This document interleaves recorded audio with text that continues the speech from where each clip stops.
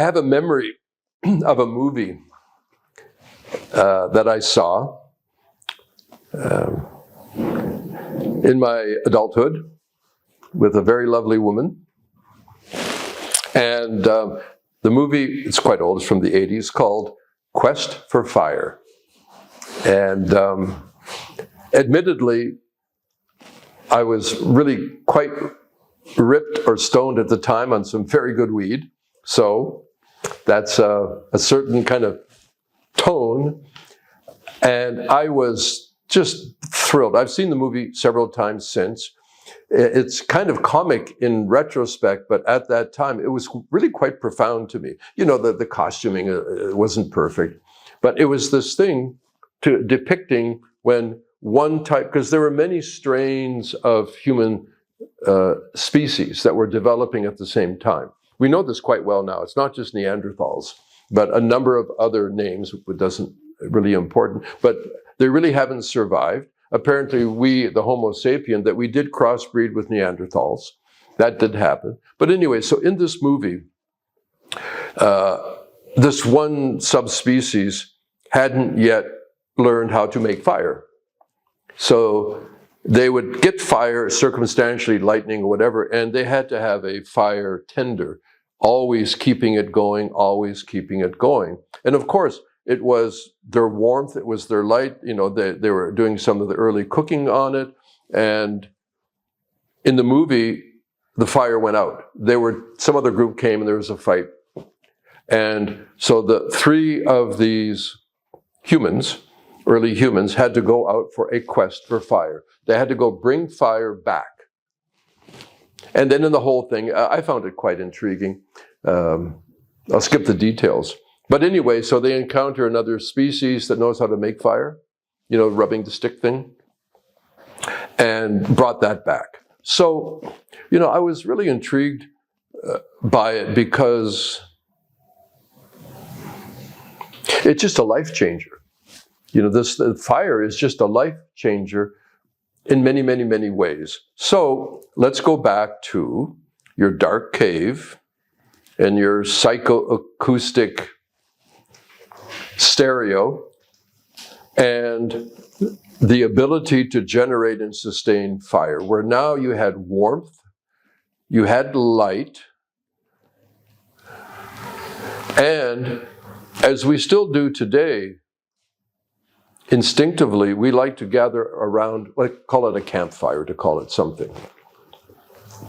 Let's try to imagine that impact, what that would do for evolving species to have warmth, to have light, and to have some amount of protection. Most of what we'll call wild animals are afraid of fire.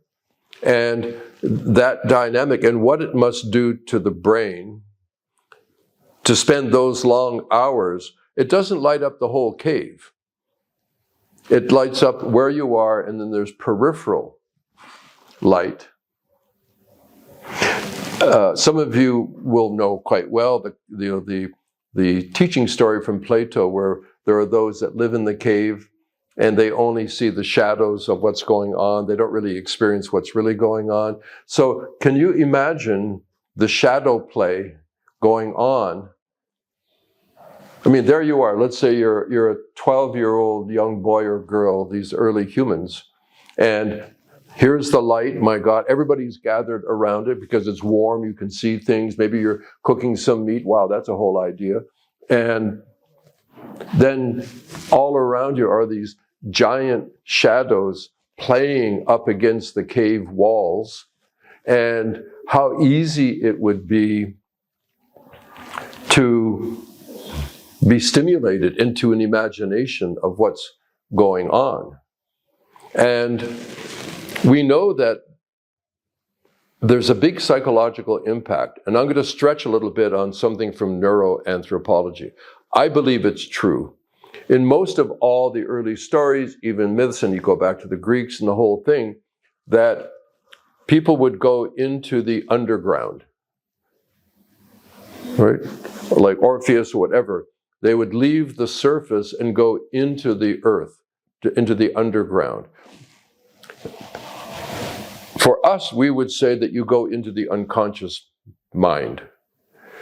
But for the early humans, and I do believe this is accurate and true, that going into the cave is going into the darkness. Going deep into the cave is going deep in your mind. It's another world. It's the underworld. The underground is the underworld. And we'll talk a little bit more in a few minutes about cave art. But what we see now in deep subterranean caverns, it's not easy to get there. It isn't convenient. As a matter of fact, it's damn scary. And when you get into there, into this small sub-cavern, you see cave paintings there and ash from the torches that they would have been holding to do that. There's no reason to do that unless it's pursuing what we would call the sacred, the deep unknown, the powerful aspects of consciousness. And most of the clan, most of the people would not go there. This, I think, is the beginning of what we call the shaman, where certain individuals would venture deeper and deeper and deeper into the darkness, deeper and deeper into these special areas where when you spoke, there was this woo, woo, woo, woo, woo feeling about voice.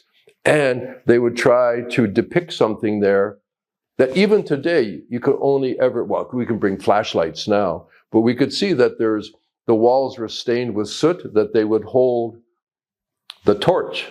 So we have the darkness of the cave, we have the psychoacoustics, and we have what fire does to bring light to the darkness that would embolden you so much that you would go even deeper into the darkness, deeper into the cave, that without light certainly is suicide. You would never know where you are. You would never know where to go, what to do, unless you had a torch with you. So to remember, to think when you read about the myths and, going into the underworld and so on, I think it was not just a psychological term. It was a physical expression of the psychology. I'm claustrophobic. The idea for me of going into these small cavern places where you squeeze through, then you find another small cave, and you're doing the whole thing with just a torch that is burning, that could burn your hair if you held it too close. Sorry, I don't think I could have done it. So, dark cave, psychoacoustics, light. Let's talk about how that light, that fire, became really the first active mind machine.